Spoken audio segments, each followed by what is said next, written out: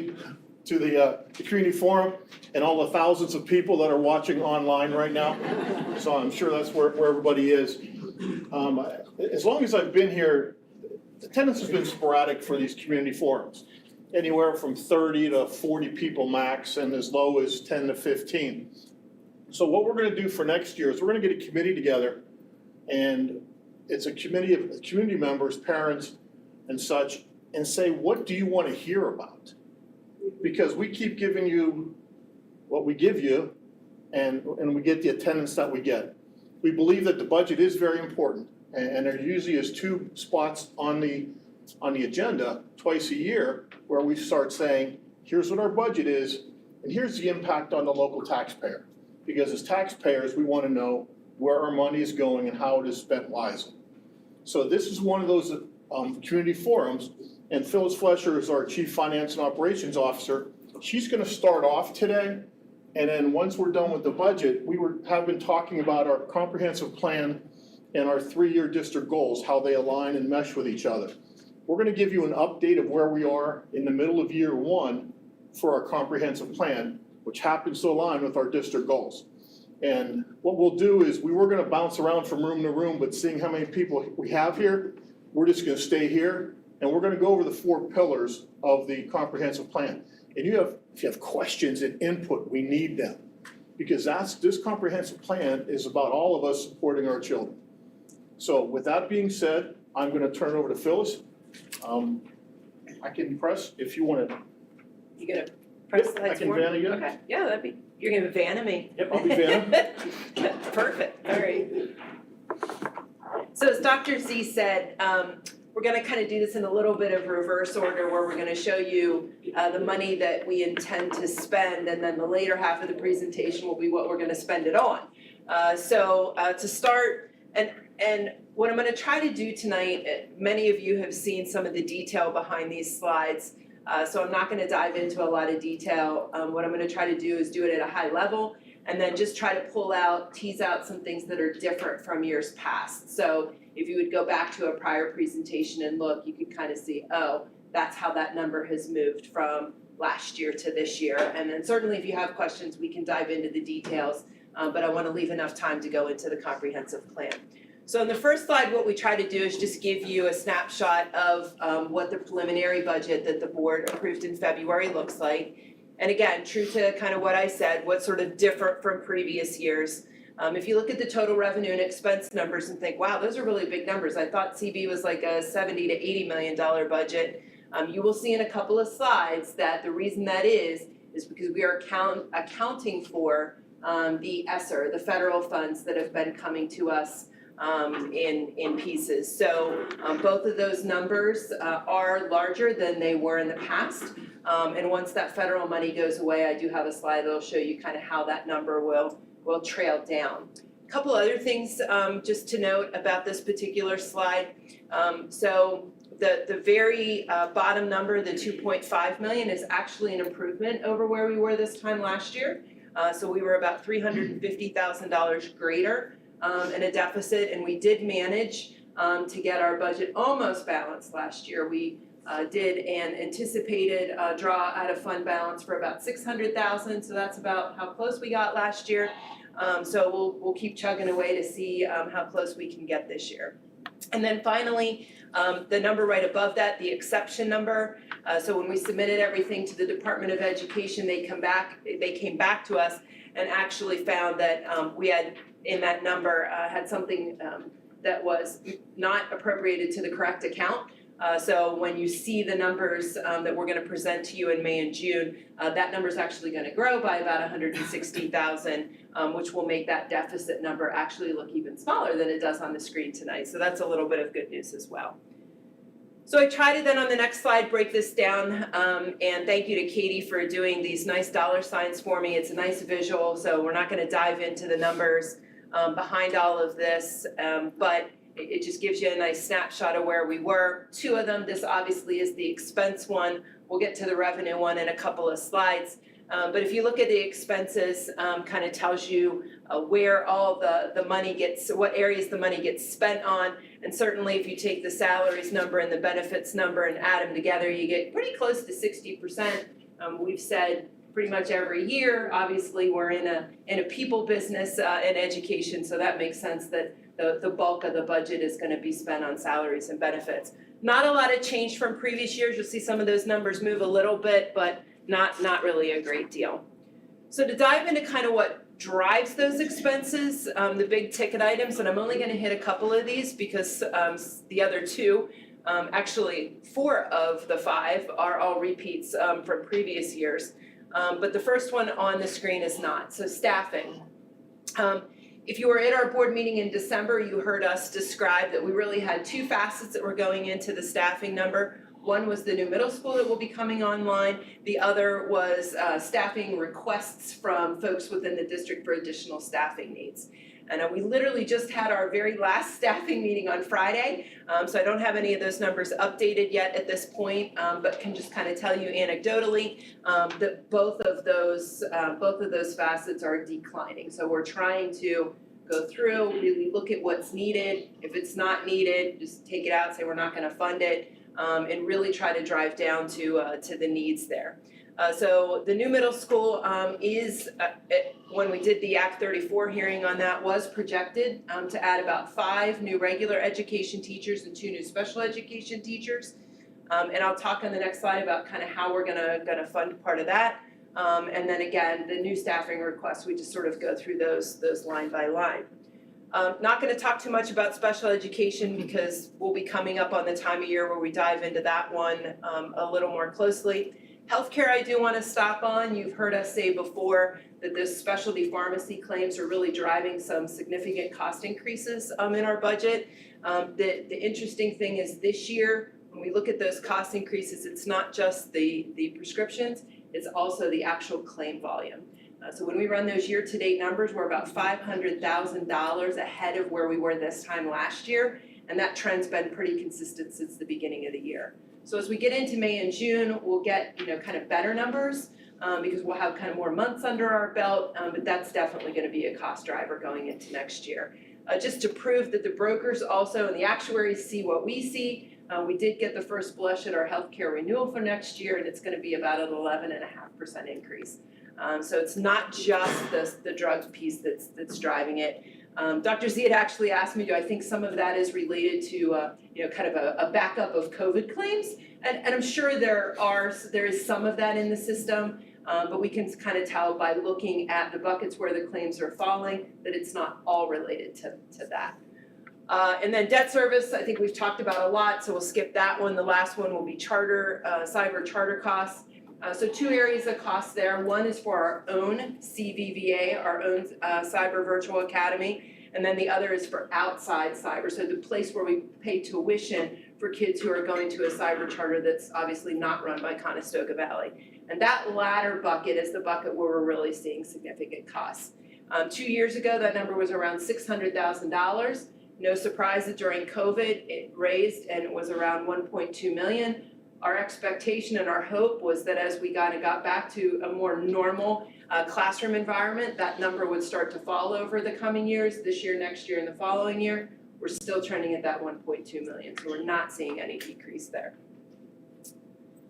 So the next piece then, is always, okay, well, so you told us what's happening in the budget, what are we doing about it? And so all those staffing requests that I talked about, we try to look at attritional savings from teachers who are retiring. We don't always bring folks in kind of, at the lowest end. It sort of depends on the position and the market and all those sorts of things.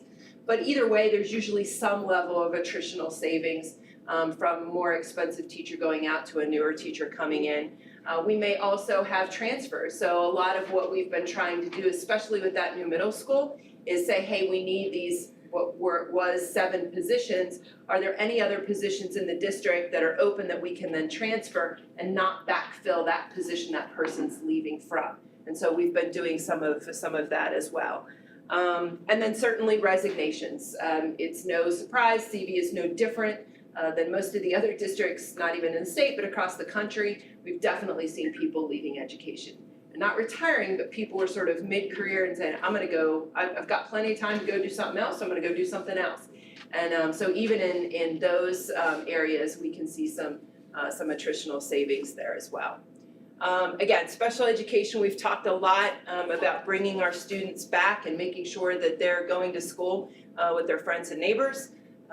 The looking at programs to decrease costs in the healthcare environment. We have been trying that over the last couple of years, everything from adding new programs, whether it's an Able Pay, which is a financing program, a teledoc service.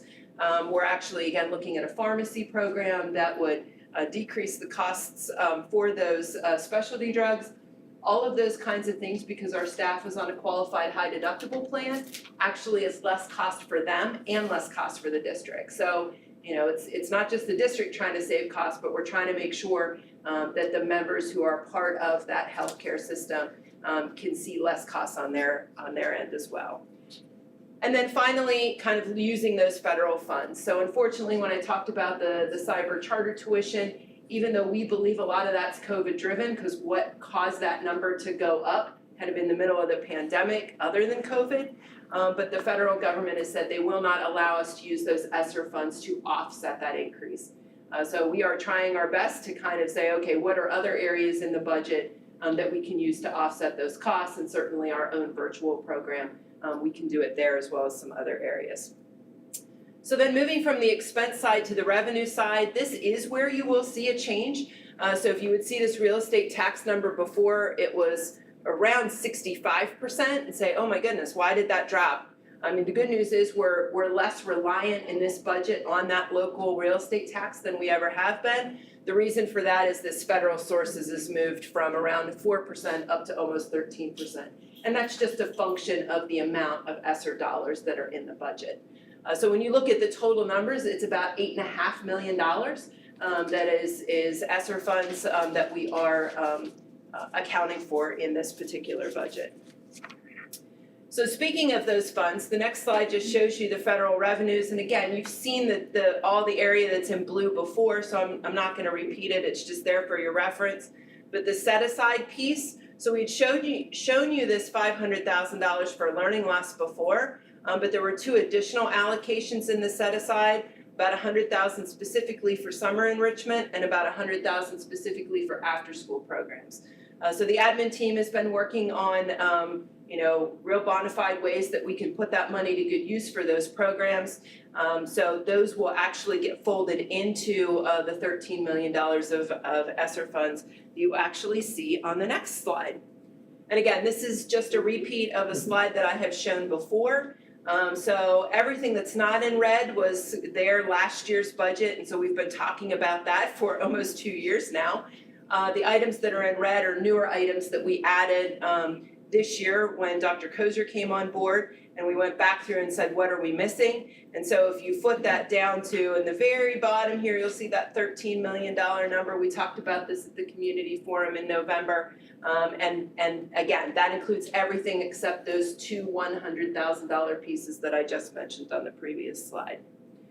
So with that, we're just going to finish up the Act 1 index. As Dr. Z said, we want the taxpayers to sort of know what this is going to look like. So if we would go to the 3.4%, which we were able to come in under the index last year, so depending on kind of what the state does, we may be able to do that again this year. We'll have to kind of see how everything shakes out. And then just to note that, again, this number down here and these totals will change because this 232 is going to become like 390 something. So we'll make sure that's updated when we come back to you in the spring. And then the last couple of slides, the last one is just the cost to the homeowner, so that gives you the calculation. And then the last couple are just some appendices that we have that actually go through. So for anybody who's a numbers person and wants to see, the detail of those budget numbers I went through, there's one for revenues, one for expenses. And then also, just as a repeat for the ESSER funds, if you're wondering what can we use those funds are, the whole list of things that are allowable are also included in the appendices. So that is all I have. If anybody has any immediate questions, if not, I'm going to turn it over to Dr. Kozer and Dr. Mann to do the comp plan. Any questions on the budget, folks? Yes, ma'am. Is there a link for that? Is there a link to this? Yes. On board docs, I can show you how to get to it.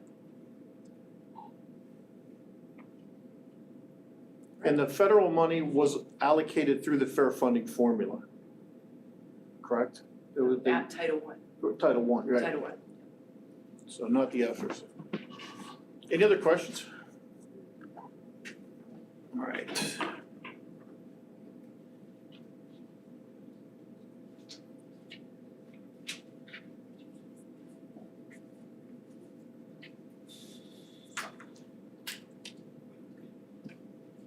You start.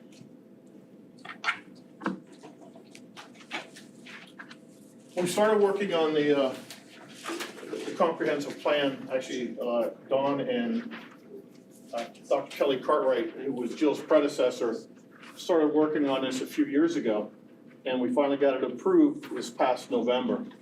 But throughout the entire process, our North Star has always been the profile of a learner.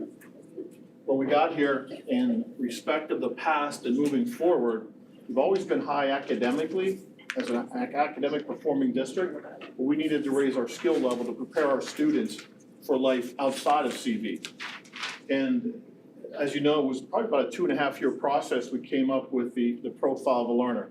Because we believe these 5 components of the learner, not the graduate, but the learner, because we believe the kindergarten student can be a good communicator, believe it or not. So just come into some of those kindergarten classrooms and they're communicating all over the place. But they learn and they understand and they recognize.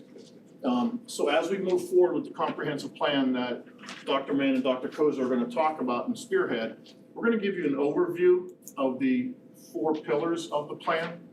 And then we're going to break it down. We're going to break into sections. We're going to have to play it by ear and see how many people we have. But we'll make sure that everybody gets the information and has plenty of time to ask questions. And more importantly, gives us input. Because this is a community comprehensive plan.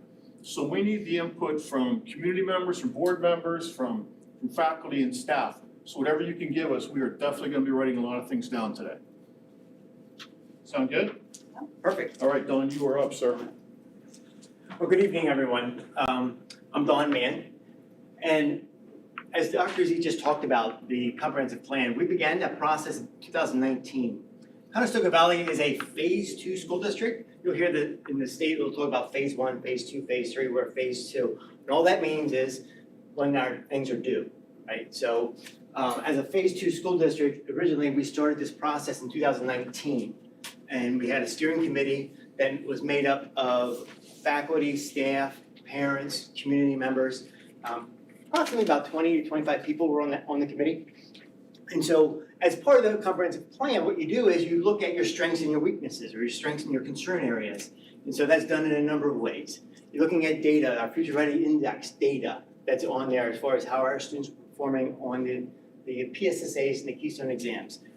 What does our attendance look like and things of that nature.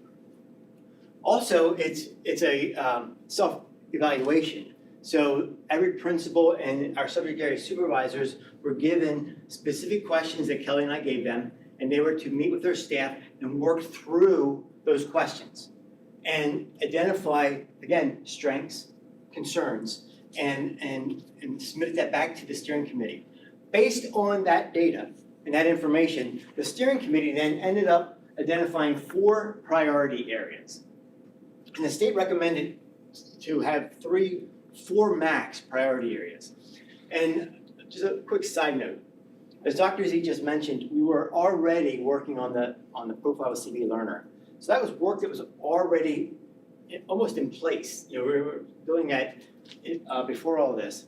And we wanted to make sure that the work that we did in the comprehensive plan supported that and guided and helped us guide that they weren't done in isolation. We need to work harder, or smarter, not harder. And so we wanted to make sure that those things came together. And so one of the priority areas was the profile of a CV learner. A lot of community input was given into that process. And as a result of that, we put that in place. And that, as David indicated, our North Star. And so priority 1 is that, the profile of a CV learner. Making sure that that is put in place and it becomes part of the CV culture. The priority 2 is the CV instructional model. Once the the profile was put in place, we had started another committee that was looking at, all right, if the profile is the why, the instructional model is the how. Well, how do we do this? And so a team of educators here at Conestoga Valley started working together and developed what we now call the CV Instructional Model. And I'll talk about that a little later. So that's a priority area here. And then within that, there are a couple specifics. One is multi-tiered support system, and we'll talk about that in a little bit, and individualized professional development. Priority 3 focused on the growth and achievement. Again, remember I mentioned before, we were looking at data from the Future Ready Index about Conestoga Valley. How are we performing, and looking at that specific data, but then also internal data that isn't necessarily standardized testing. And so based on that, how do we work and what are we doing intentionally to close the achievement and opportunity gap between all learners? We focused on an equity action plan coming out of that. And then also, we had already started work on putting trauma-informed practices in the classroom.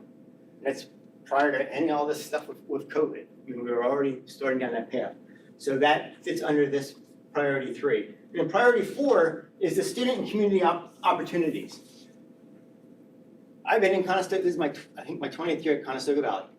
And I would say that that's an area that we worked on throughout my career here. Because it's an important piece. We want to engage our community and have our community and our school district work together. So what are different ways that we can engage community that it's mutually beneficial, right? Communities looking to us for future employees. We're looking to the community to help guide us in decision-making process. And our families and our parents are looking and entrusting us with their most precious commodity and preparing them for their future. So Chapter 339 was a plan that was already in place. 339, real quickly, is focused on career and work standards. It's a requirement by the state, but we felt that even though it's a requirement, we wanted to go beyond a compliance type of activity. How do you make something actually meaningful and purposeful? So that became one of these priority areas, focusing on the 339, careers, internships, things of that nature, and then community partnerships. What are specific things as a community can we do together? And so that's the work of that group, and we'll talk a little bit about that in a few minutes. So then the question becomes, after you have this 3-year plan, right? And I don't know if you can see it sitting on the table back there, it's like this thick. It's a great plan. We've got lots of just packed strategies in there. So then the question becomes, how do you start to actually implement this? How do you take this big 3-year document with these different goals and priority areas and break it down to start acting on it, make it actionable?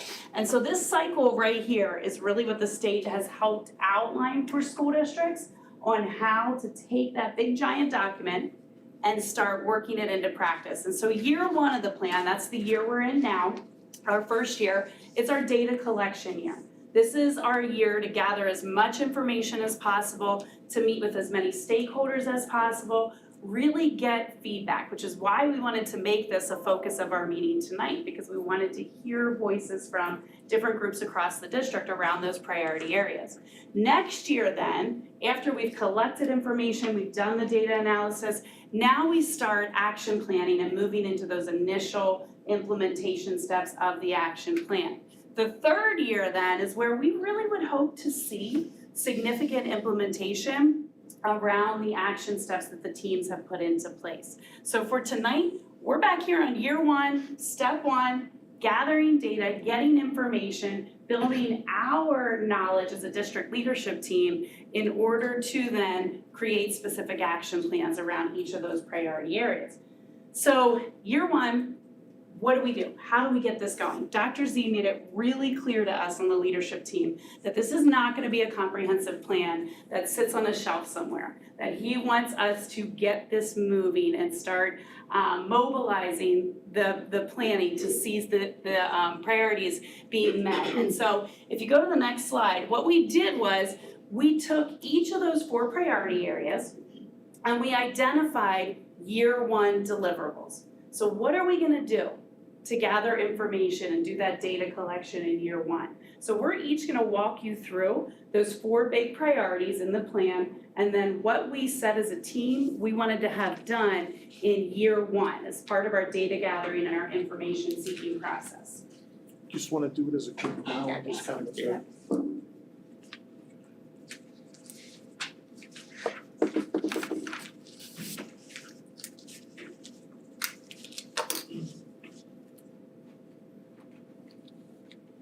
Let's make me feel some effects. Pass those out, here. Thank you.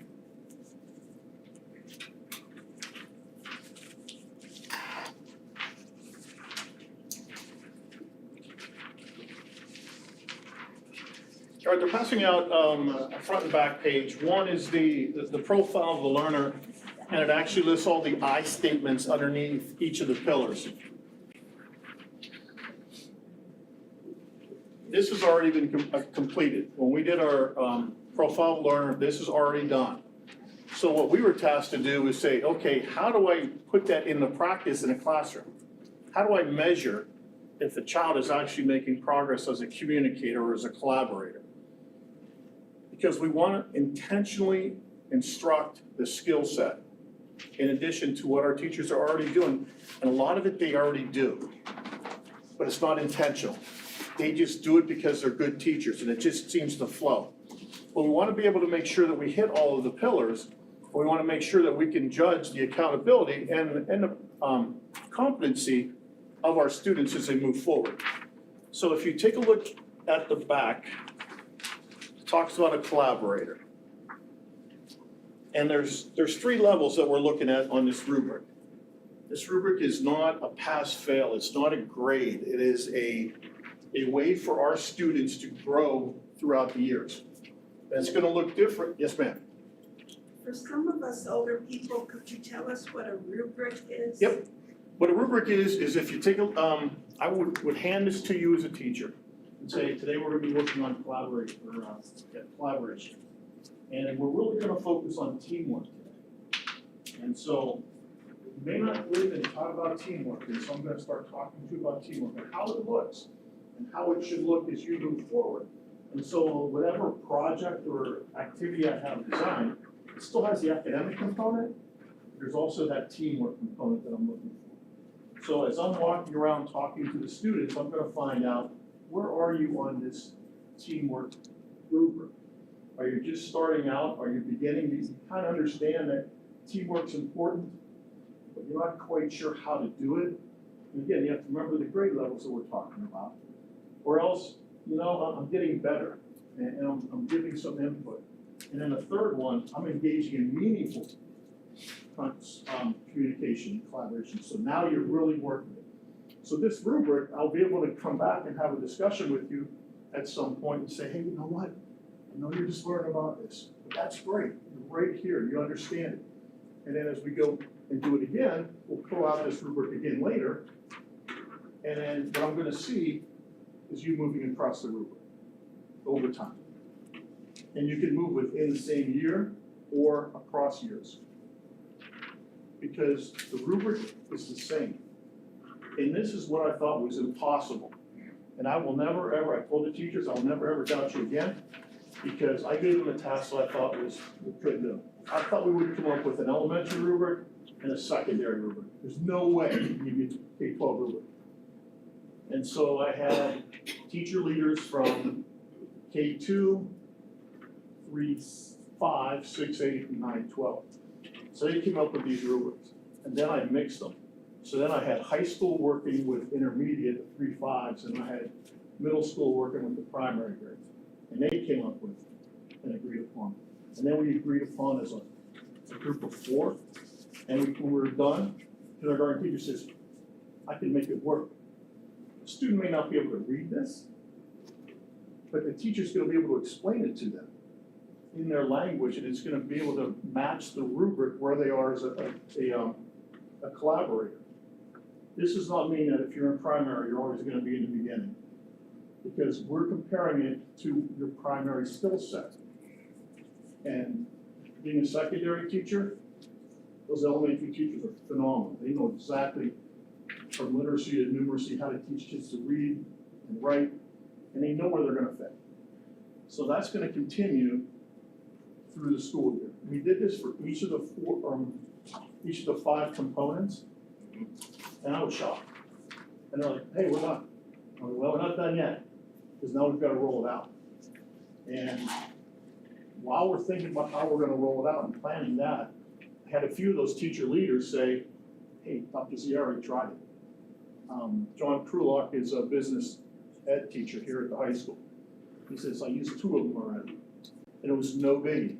The kids they just did what they were doing, and they were able to self-evaluate and say, you know what? I did really good collaborating, but I could get better. So they marked where they were, and then he had a dialogue with them throughout the 2 class periods when he was doing his session. He said it was wonderful.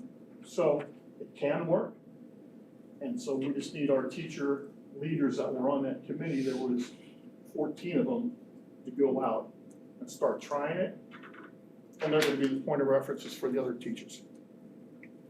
So, what we did so far then is we've completed a draft rubric for each of the 5 competencies that is available and applicable K through 12.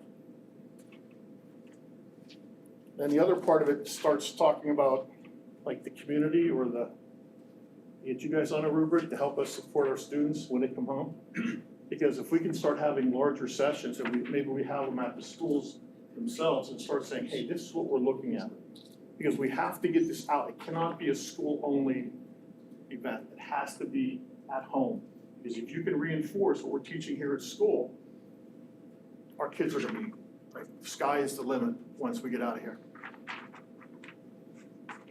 Any questions on the rubrics? Kelly, thanks for asking that. That was good. Can I add something? Yes, ma'am. I just wanted to add one thing, if you're wondering who's paying attention.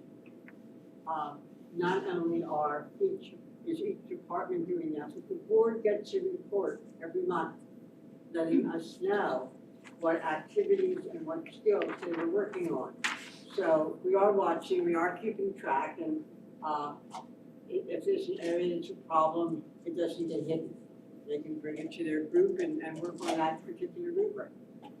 That's a monthly report we get every time.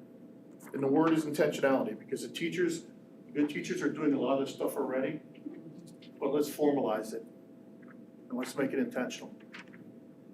That sounds like a lot of work went into that. That sounds pretty, I guess I'm kind of wondering, like, if this is just what the teachers are doing is formalized, but if it's an additional, like, what kind of supports are there for the teachers? And if this is expected of the parents to be kind of looking after that too, did you get buy-in from parents? Is this in opposition to anybody's, community religion or anything? Yep.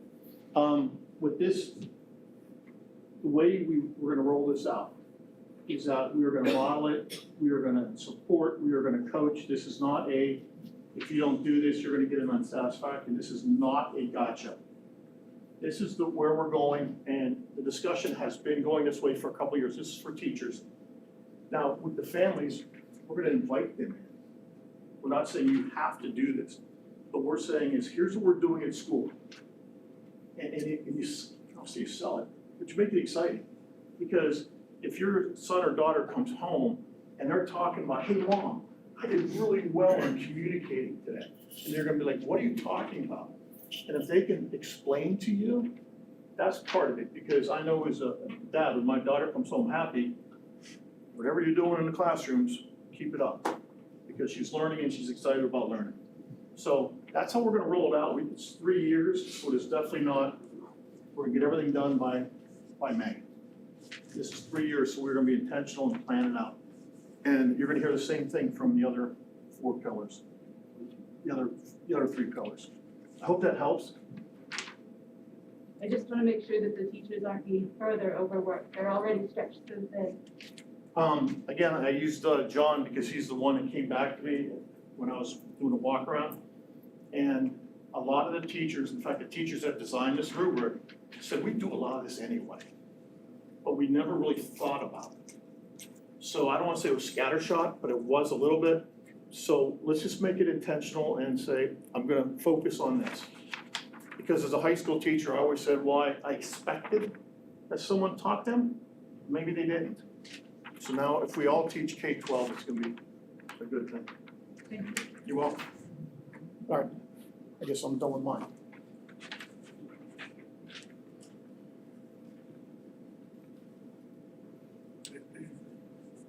Kind of following up with that, when I said about the profile of a CV learner is the why, the instruction model is the how.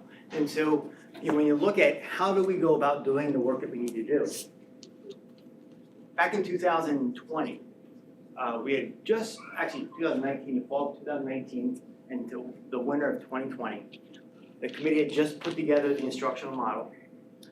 We developed a presentation that the principals were rolling out to their faculty and staff, and to begin the work of, all right, here's how we're going to introduce this, and then putting together a 3-year professional development plan that would go along with that in addressing the various components of the instructional model.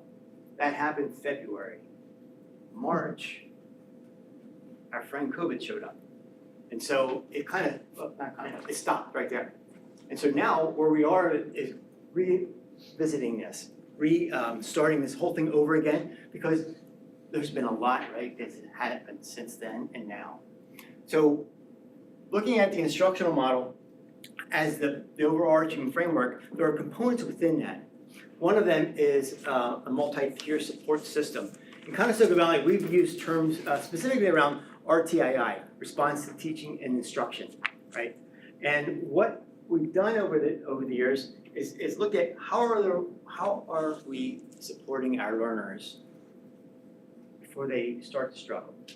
And what are we doing to help them? And when they start to struggle, what are we doing instead of waiting till it gets too bad?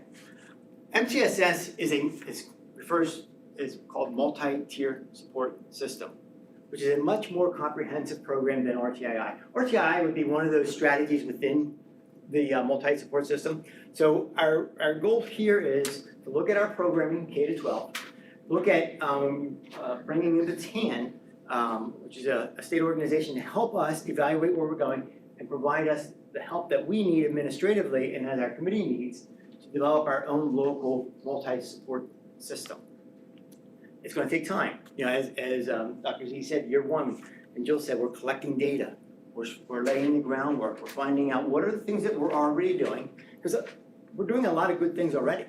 And so we need to identify the things that we're already doing, and then look at how do they fit into this bigger picture of this multi-tier support system. And then that'll be developed, and that plan will be put in place, and then obviously the professional development that needs to go along with that in helping our instructional staff and support staff implement that and support our learners.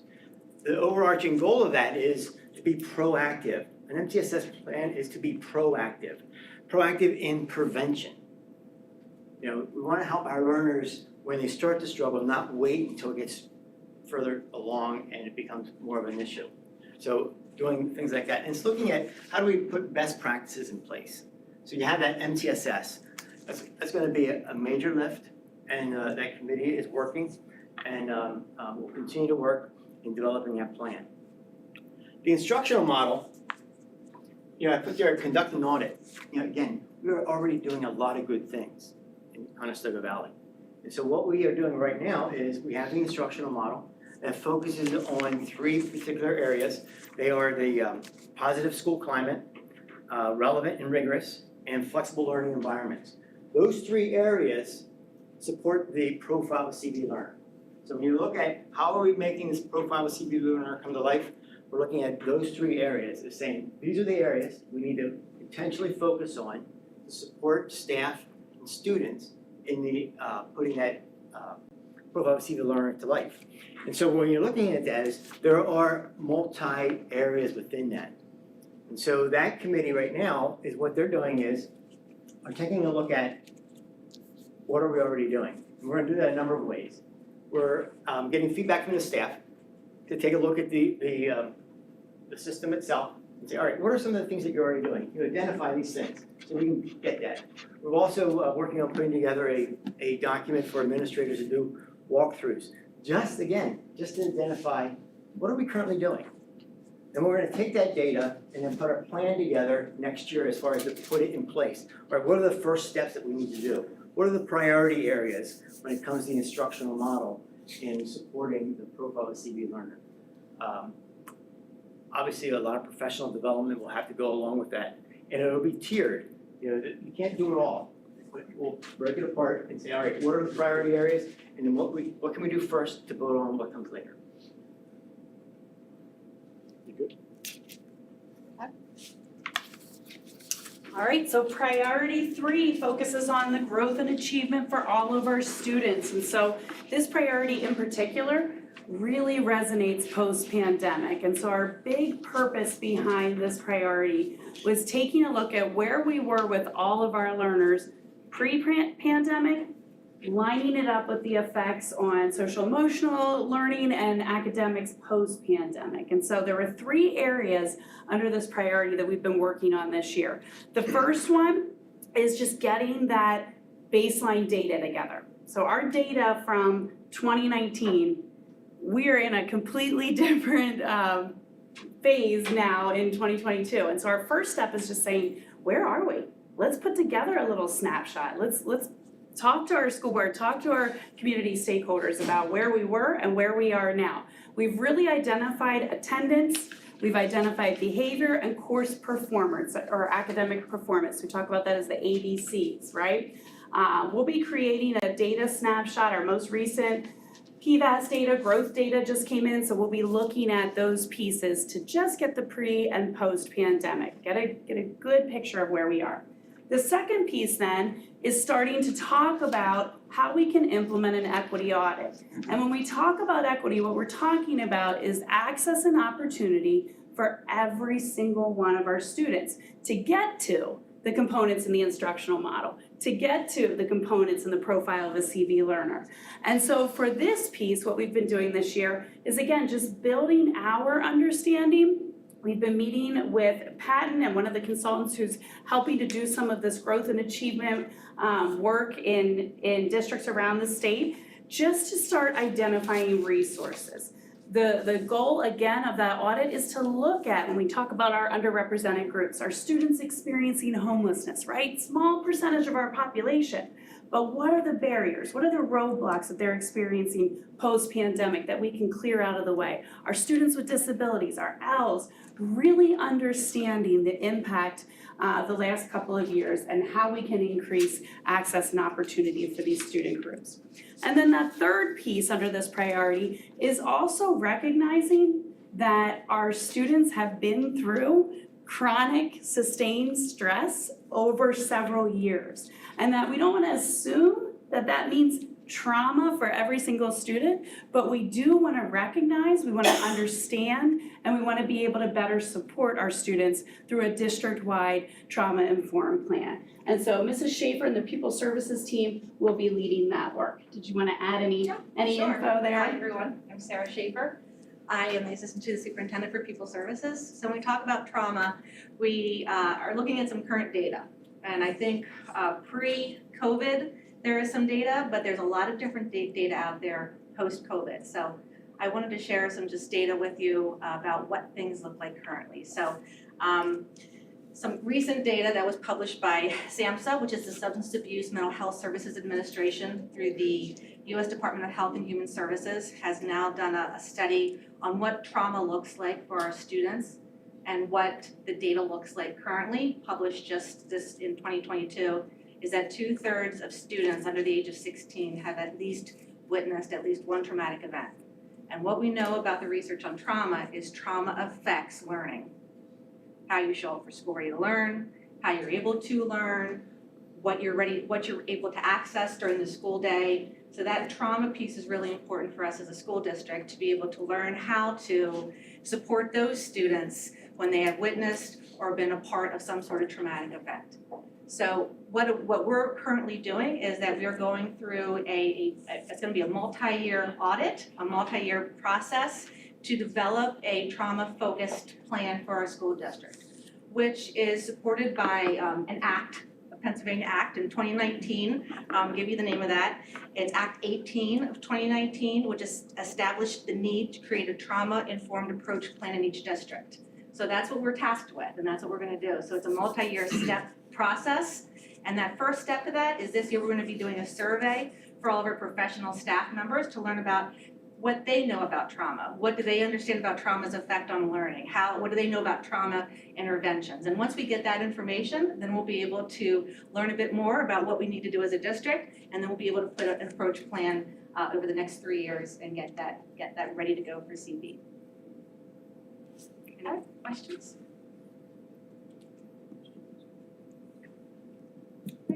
Priority 4.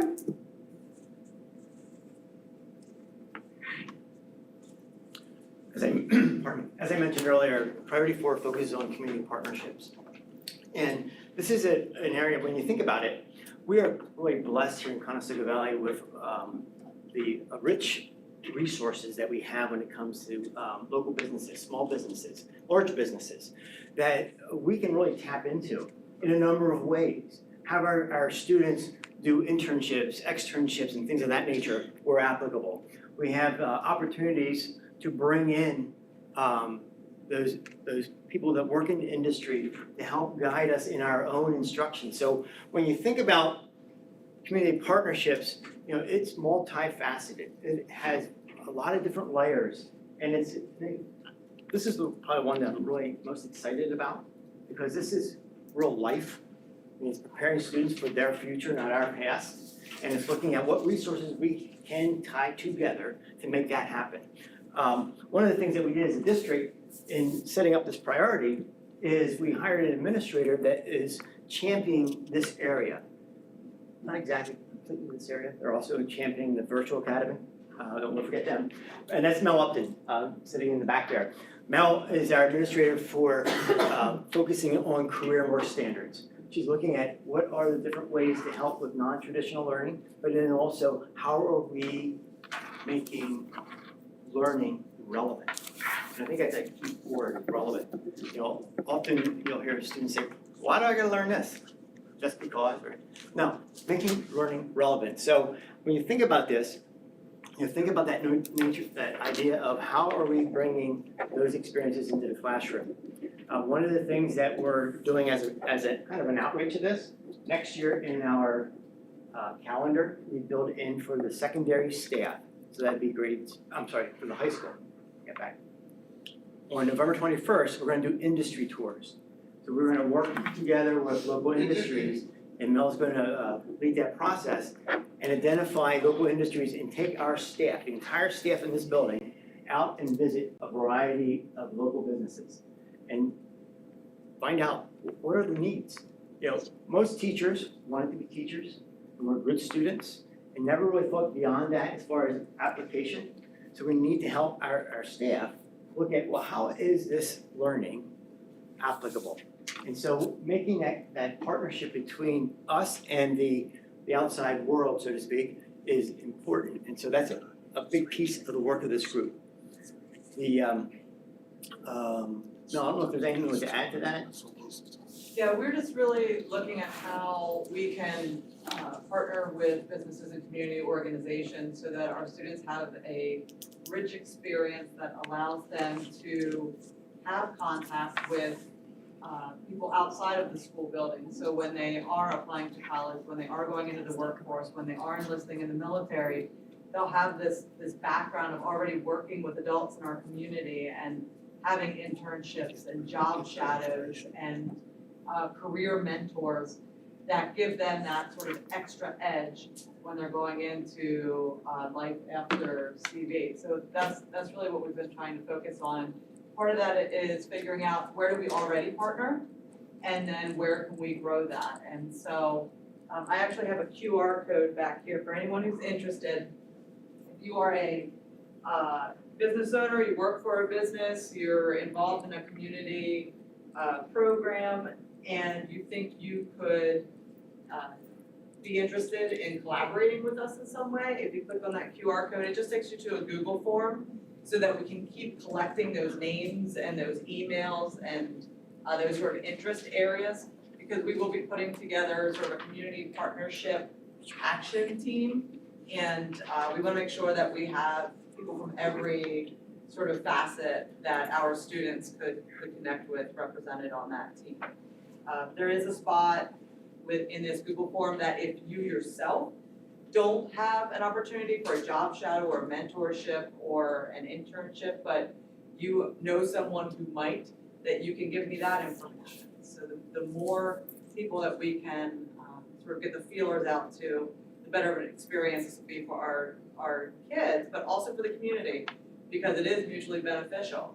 The better our kids are to go out into the world, the better the world is for it. So feel free to take a snapshot of that if you'd like to. Thanks, Mel. All right, so that's priority 4. Yep, okay, so our big plan was to have like 4 corner breakout discussions. I'm gonna put our 3 community members on the spot, smartly, Mr. Eby.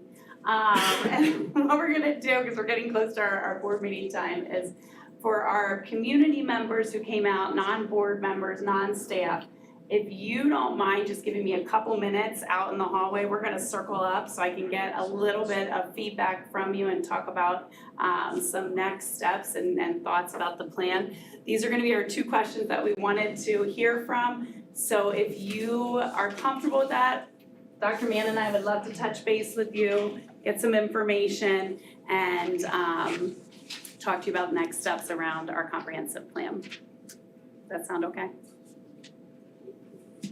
Thanks, Jill. Questions about this? Okay. What were the questions? Can you put the questions back up? Yep. Thank you.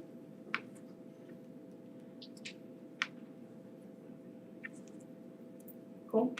All right, community members.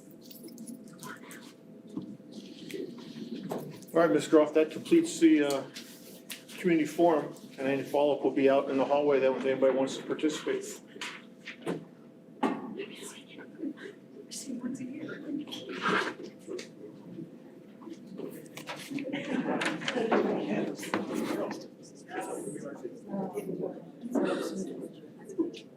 It's just a little bit. Yeah, just to check, I'm shy.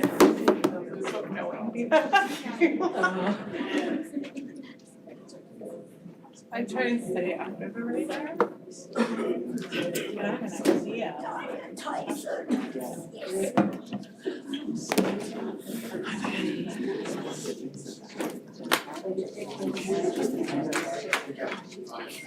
Wasn't sure I was gonna make it. I didn't quite hear you the first time.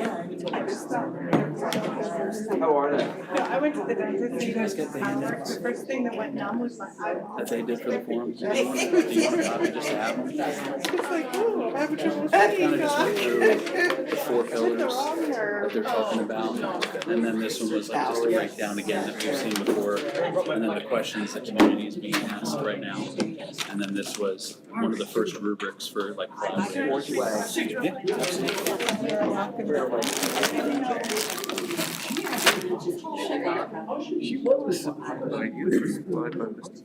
Oh, You no, guys might have seen that, this was one of the rubrics they put together where they move across the scale. I don't remember seeing that, so that's Yeah, that's what he was saying. Seeing the visual now, like pieces that together for me, yeah, that's cool. So that's what they're doing now. She's getting, basically, yeah, it's what are the priorities related to these 4 things to start coding action plans out of this information, so make sure. There's so much to this, it's hard for me to wrap my head around. Right. It's good, I like it, but there's so much there. The actual one, more on this side.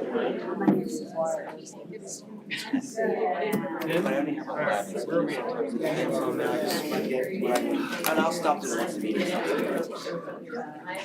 I figured you'd get it. Because we were supposed to move into groups, and we ran out of time. And she was trying to use part, but I was behind us. Remember, somebody else. Questions on the board.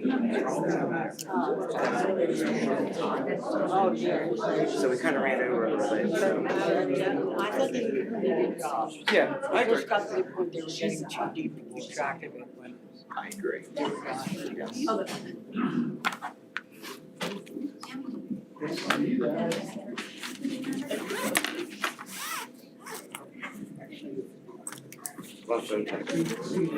Yeah. This is signature.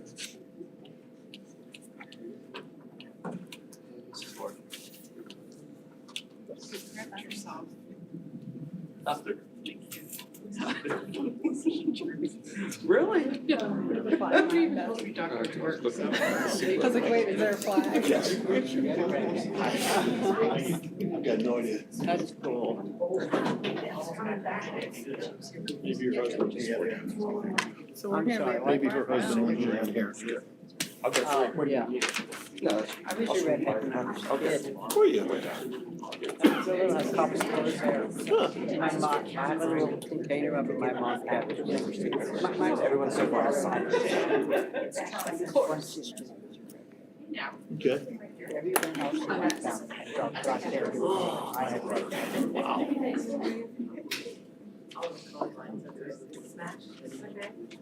Okay.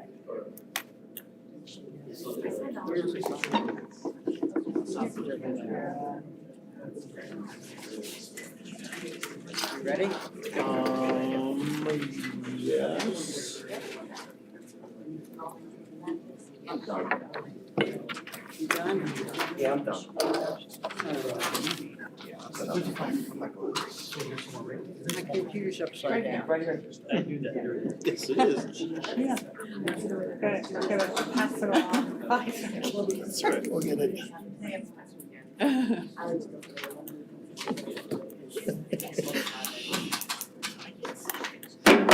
We'll call to order the Monday, March 21st board meeting of the Conestoga Valley Board of School Directors. Will the secretary please take attendance? All members present. Okay, then we definitely have a quorum. Please join me in pledging the flag. It's over on this side. I pledge allegiance to the flag of the United States of America and to the republic for which it stands, one nation, under God, indivisible, with liberty and justice for all. I'd like to welcome all of you who came out this evening for our meeting. Our first order of business is to approve the agenda. Second. We have a motion and a second. All in favor, say aye. Aye. Opposed or abstentions, nay. We have an agenda. We will start with the board commendations for this month. This is an opportunity for the board to recognize both staff and students for their special achievements. Kudos to 3 Conestoga Valley High School students who designed a new logo for the Conestoga Valley Virtual Academy. Elena Culbert, Taylor Horst, Janessa Guana worked with Mel Upton, the district's administrator for non-traditional learning and career readiness, to create the logo. It is now being used in social media and websites. Congratulations to the following CV wrestlers who placed in the District 3 tourney in February. Keaton Fisher, a 3rd place, Trent Rubel, a 6th place, and Jonathan Lopez in 8th place. Congratulations to the following Gerald G. Huskin Middle School students of the month for February. 7th grade, Corey DeChristopher, Madison Stuckey, Aria Tyson, Gladys Kamal, Sadie Dougherty, and Abby Cutrona. In 8th grade, Hannah Gensel, Savannah Ginder, Elise Rodriguez, Josh Yoder, Hans Miller, and Ellen Buckwalter. Congratulations to the CV High School Boys basketball players who were honored by the Lancaster Lebanon League. Cameron Swinton on 1st team, and Jamal Salisbury and Austin Worse on 2nd team. Congratulations to the entire CV High School girls basketball team for earning the Section 2 Sportsmanship Award. Also, congratulations to the CV High School girls basketball players who were honored by the Lancaster Lebanon League. Taylor Henley on the 1st team and Cassandra Horney on both the all-defensive team and the all-academic team. Congratulations to the following honors scientific research students who earned 1st place in their respective categories at the CV High School STEM Expo. All have qualified for the Lancaster County North Museum Science and Engineering Fair later in the month. Sydney Harris in Animal Science category, Maya Longi in the Earth Environmental category, Holly Helsel, Human Behavior category, Noel Armstrong, Physics, Engineering, Math category. Ethan Miller became our champion for the effect of varying generations of NASCAR diecast models on aerodynamic drag and downforce. And Anna Kaufman was the grand champion for the effect of breakfast and consumption on the cognitive abilities of adolescents.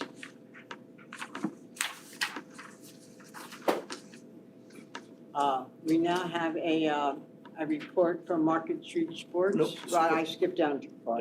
I skipped you. Superintendent's comments. Thank you, Madam President. With the COVID numbers drastically declining, we have had only 3 cases in the past month.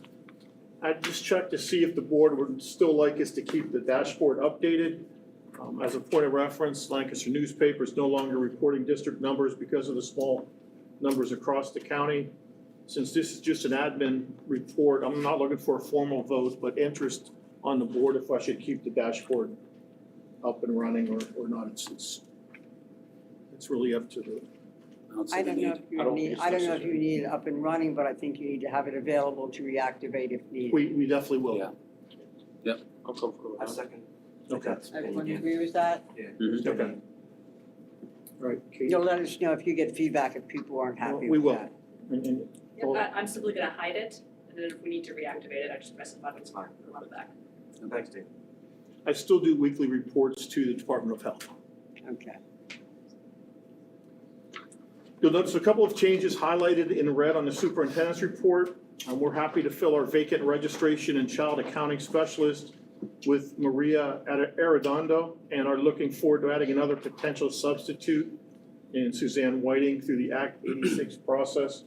So when I pull up the superintendent's report, you'll see those are just highlighted in reds. Those were late paperwork getting through to us, but we really needed those positions filled. So that's why we have them there. Speaking of the superintendent's report, we're very excited to introduce our newest recommended administrator candidates. With Dennis Quirk's move at the end of the year to an assistant superintendent position in Berks County, we are proud to reintroduce Dr. Rachel Metzinger, current high school assistant principal, as the new principal for Gerald Huskin Middle School. Rachel earned her bachelor's degree in special education from Lock Haven. I went there for a year. And her master's degree in reading from Gwynedd Mercy University. She recently earned her doctorate in educational leadership and professional practice from Trevecca Nazarene University. Rachel began her teaching degree as a learning support teacher in Souderton Area School District before she joined CV in 2009 as a life skills teacher at the high school. From there, she became the school's response to instruction and intervention, RTII coordinator, before she was promoted to her current position as assistant principal. Ladies and gentlemen, I'd like to reintroduce Dr. Rachel Metzinger.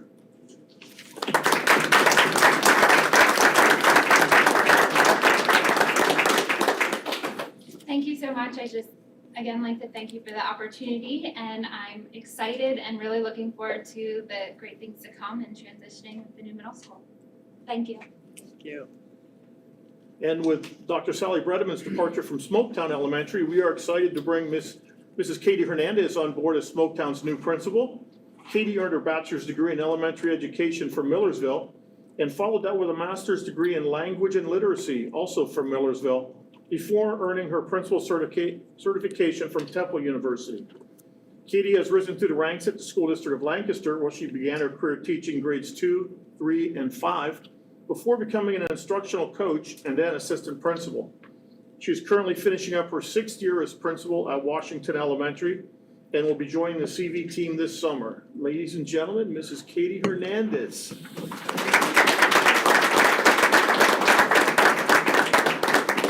would like to thank everyone for this opportunity. I'm really excited to join the CV family and looking forward to the opportunity that it presents.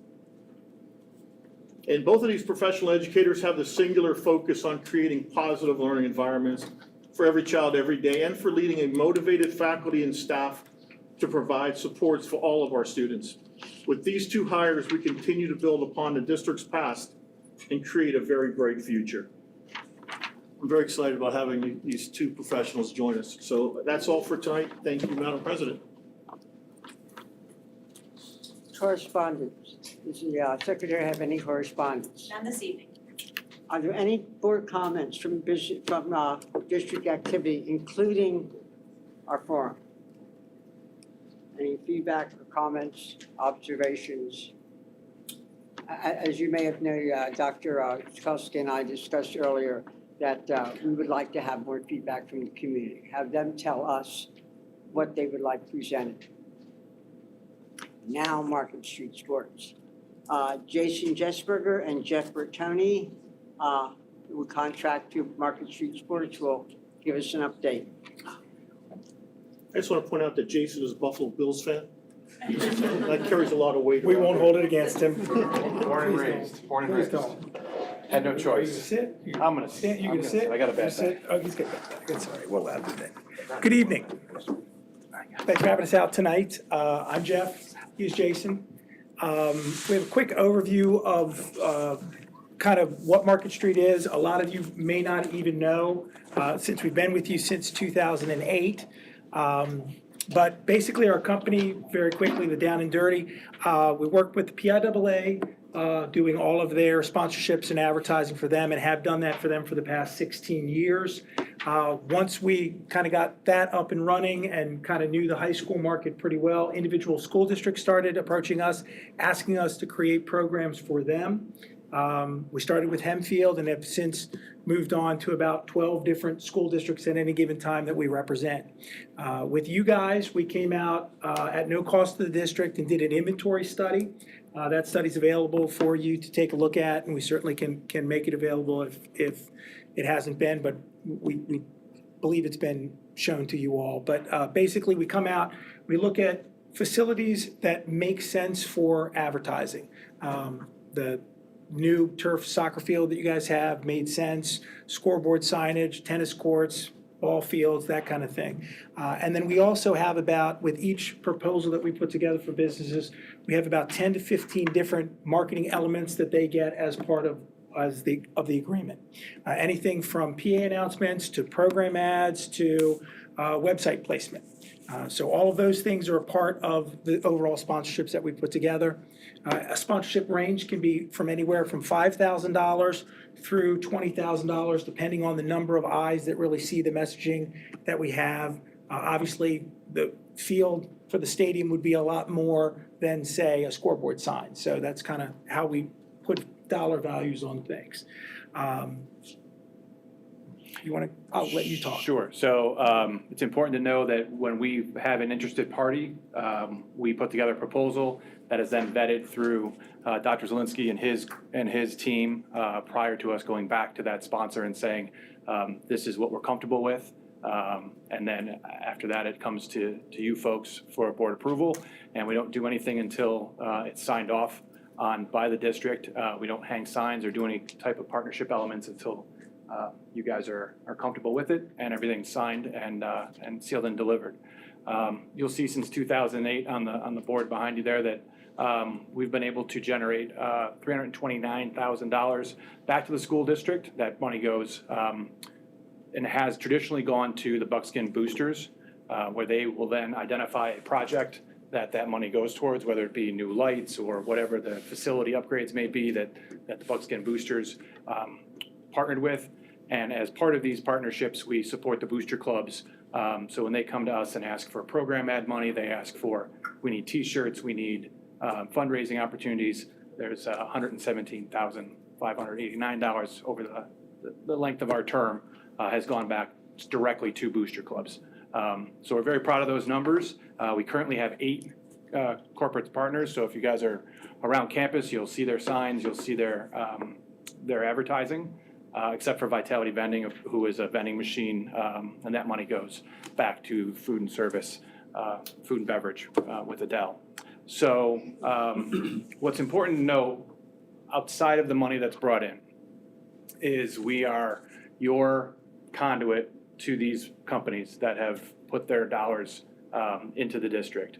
And so what traditionally happens is administrators will reach out to us, teachers, PTO, you name it, and we then go back out to these folks. And on top of their sponsorship dollars, on top of the $7,000, $8,000, $5,000 that they're giving us per year, they have been very gracious to provide us with whatever's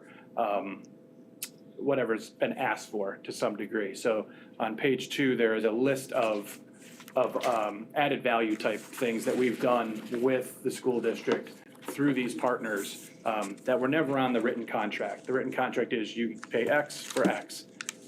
When the district comes to us and says, hey, we got an issue, our DARE program is underfunded, we need money for DARE, we'll go to the sponsors, and they've come time and time again, as you can see on the board behind you, how many times they've come and supported things that we've asked them for additional dollars, or their service, or their time. And this really is just a partial list over the years. We've never kept track of all the different things that we've done. We just kind of brainstormed and tried to figure out how many different things, and this was just kind of what we came up with. But there are a lot of things that didn't even make this list that these sponsors have given over the years above and beyond. So we're fortunate to have them. Sure, and a lot of the stuff they don't receive credit for or exposure for. Some of the stuff is done behind the scenes, and that's if it's almost like a help thy neighbor type fund, where we'll say, hey, there's a family that's in need, and quietly, can we get them a working stove? Can we quietly get them clothing like that? So, and we've reached out to our people and done that sort of thing as well. Some of the stuff's been very successful. The prom promise, the prom pledge, free limousine ride to the prom, and kids who signed the prom promise, got put into a contest for that. And that's adjusted over the years. We originally were doing limousine rides, and then the insurance company that was working with us said, when you do a limousine ride, we only get one kid to win.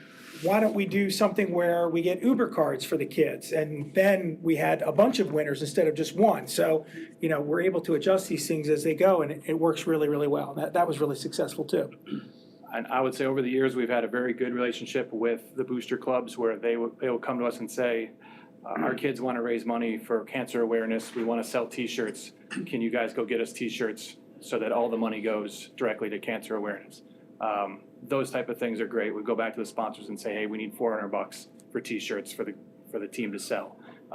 So we are always in the hunt. We are always looking for more sponsors. We are always looking for more inventory, always looking to make you guys more money. But I'm really proud of what has come from these partnerships versus just the dollars and cents. So I think that does it. If you guys have questions. We were told to be quick. Yeah. Glad. For us, that's very difficult. Glad to answer. We're both good talkers, so. This isn't a question, but just for your records, it's no longer the CP boosters. It's Buckskin Activity. Buckskin Activities Alliance. Right, correct. We will make note of that. Yes. Maybe we can get a new logo designed. So. Any questions? Well, we appreciate your coming in and going over this with us. There's a lot of what you've done that I think we weren't aware of. Yep. Yes, thank you. And if you guys have questions or think of questions after this, Dr. Z knows how to get in touch with us, and we're happy to show you guys whatever you guys need to see. Or if you have leads for us, If you have feel leads. free to shoot them at us and say, you've got to talk to these people, they're really interested. We're happy to do that for you too, okay? Yes. And just for the board's information, you'll notice that whenever we get a new sponsor, the formal contractor always showed another copy of it, as well as the individual printout for what they're doing. Right. We appreciate that. Yes. No. All right, Thank you. thanks for your time. Thank you. Have a great evening.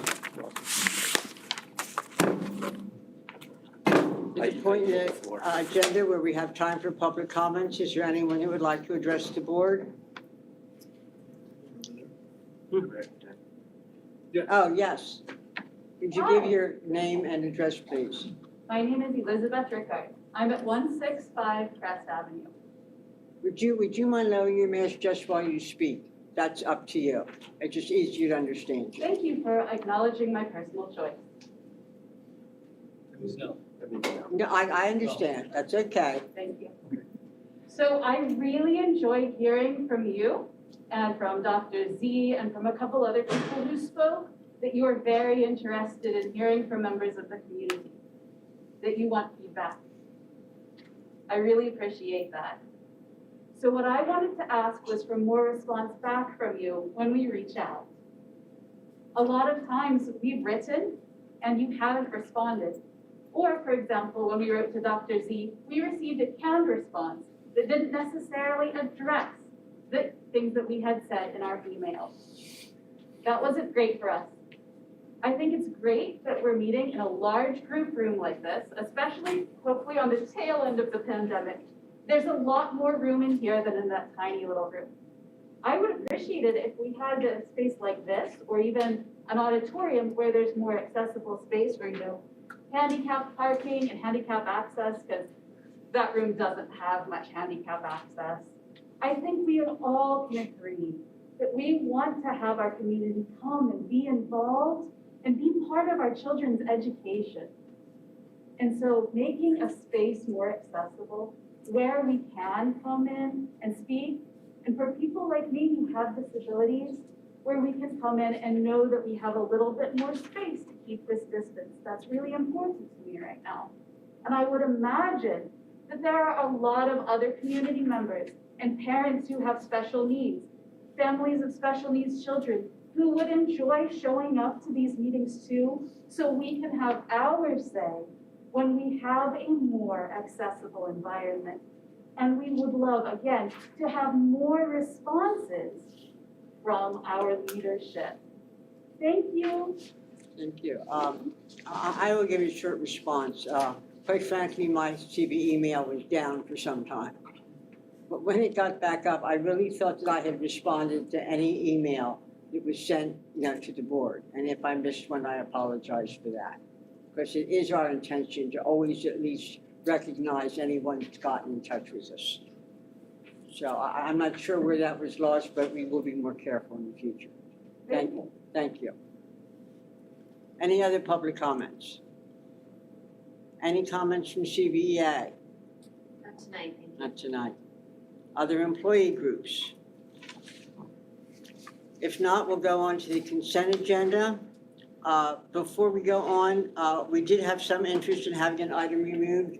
Where are we with that? I saw it and it's not on there, so I'm You're good. I'm okay? good, yep. Okay. Then I would entertain a motion to approve the consent agenda, items A through N. I move that we approve the consent agenda A through N. I have a motion Second. and a second. Will you please take a roll call vote? Mr. Benigno. Aye. Mr. Talley. Aye. Mrs. Kafka. Aye. Mr. Dillman. Aye. Mr. Gensel. Aye. Mr. Hurst. Aye. Dr. Martin. Aye. Ms. Trowbridge. Aye. Mrs. Crum. Aye. Consent agenda passes unanimously. Our active discussion agenda includes a report from Dr. Z. Yes, Madam President, with the new middle school being ready to open next year, to start the school year, and the move of our sixth graders in, the student population will go from 600 to 900. Currently, the middle school principal is in the same zone on the comprehensive plan as an elementary principal. With the Compensation. what I say? Comprehensive. Compensation plan, thank you. So, with the increase to 900 students, we have created another zone for the middle school principal that is below the high school principal and above the elementary principal. So we just need your approval for the creation of that zone, which is a modification of the compensation plan. Both the last plan and this one were put on our, were posted. Any comments, questions? Do you want a formal vote on this evening? Vote on it, yes, Okay. ma'am. Questions or motions? I motion to approve the additional zone for the administrative positions. Second. About motion is second. Will you please take a roll call vote? Mr. Talley. Aye. Mrs. Kafka. Aye. Mr. Dillman. Aye. Mr. Gensel. Aye. Mr. Hurst. Aye. Dr. Martin. Aye. Ms. Trowbridge. Aye. Mr. Benigno. Aye. Mrs. Crum. Aye. Anything else for that? Just a finance and operations report. No, I meant on the compensation plan. Do you have anything else for the? Oh, yes. I do have something else to add for the compensation plan. As we move next year, you'll notice that on the administrative component of the comprehensive plan, compensation plan, the superintendent and chief finance and operations officer are on the plan. Both Phyllis and I have separate contracts, so we're really separate from the plan. This deals more with the Act 93 administrators. Correct. So as we move into next school year, you'll see that our two positions are no longer on that plan. And then on the support staff plan, you'll notice that we've added a component of a 50 cent for the bilingual test if you pass the test. So it's a 50 cents per hour added to those positions. So we'll deal with those later. Okay. Finance and operations report, Mrs. Heverly Fresh, you have something to present? Real quick, do you want everyone to know that they were hired? You're official. That's, I'm gonna clap for that one. See, if we tell them that, then they'll leave. I know, that's okay, that's right, it's good, it's all good. Okay, two just quick things under my report. The first, as I had mentioned at the community forum, we had to update the special education exception. So the new one is attached there. You don't need to approve it, but it's attached for your reference. We've already submitted the revised forms with PDE, so we're good there. And then the other thing that's under there is a safety consulting agreement with the IU, which you actually approved in August. And when it went back to the IU and got through their process, they actually noticed on, I think it's the second page, that it referenced June of 2019 instead of June of 2022, which would be the expiration. So they flagged it and let us know. I was looking for a way to do it without having to go through board approval again, since you already approved it in August. And they agreed that if I simply initialed that and wrote the new date in, that would be fine and it will suffice until June, and then we'll do a new one for next year. But because I did that, I wanted you to have the copy of the amended document so you could see what I did. So those are just the two additional items under my report. We'll chalk that up to Irish human. Yes. Federal funds, Dr. Z. No, ma'am. None. For board reports, I've attached the IU and the PSBA reports. I will just let you know that unlike what I did earlier when we went into a new legislative session in Harrisburg, I listed quite a number of legislative initiatives. I will not repeat that. I'm assuming all of you right now get both the PSBA daily edition as well as their legislative report. So the legislative stuff I will leave for those that are interested in it to take care of themselves. Lancaster County Career and Technology Center, do we have any report from them? I had the first board meeting last month. I have another one this month we'll go over. I also have a private meeting with Dr. Stavin to go over some stuff and everything, and I can give you more detailed after that. That works better, but not at this current moment, no. Okay, thank you. Construction team update. Fred's here, yep.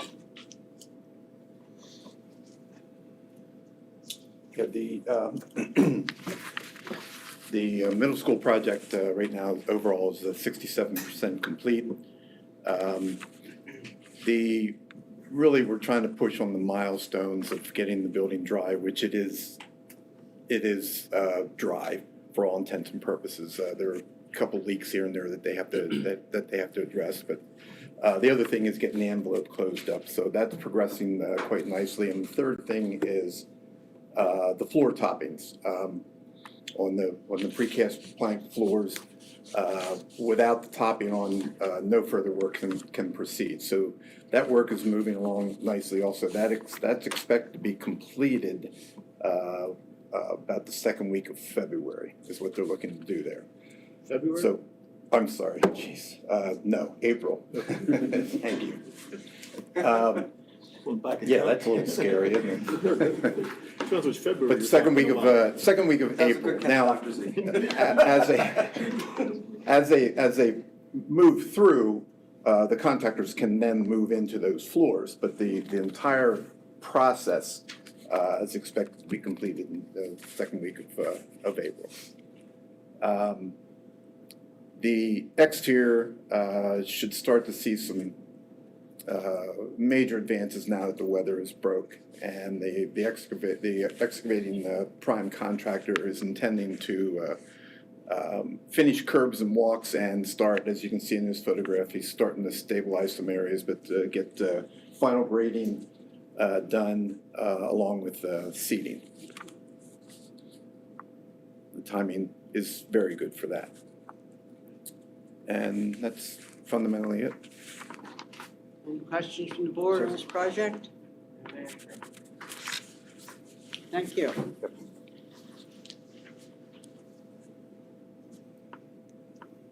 We are at the part in the meeting where, again, we take public comments. Anyone like to address the board on anything we reviewed or any other issues?